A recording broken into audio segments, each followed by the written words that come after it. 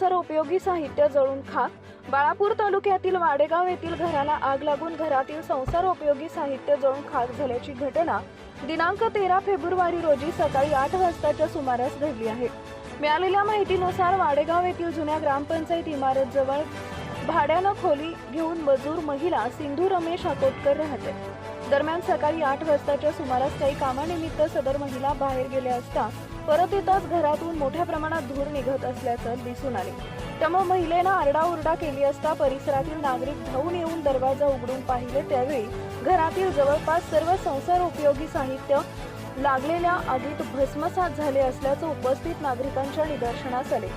घरात घुसमटत असलेली आग नागरिकांनी अथक परिश्रम घेऊन विझवली, तोपर्यंत घरात काही शिल्लक राहिलेलं नव्हतं।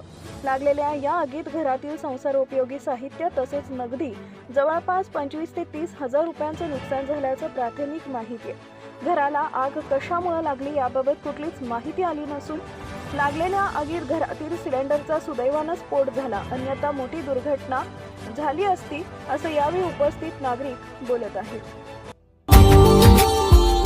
Subscribe now and press the bell icon. Never miss an update.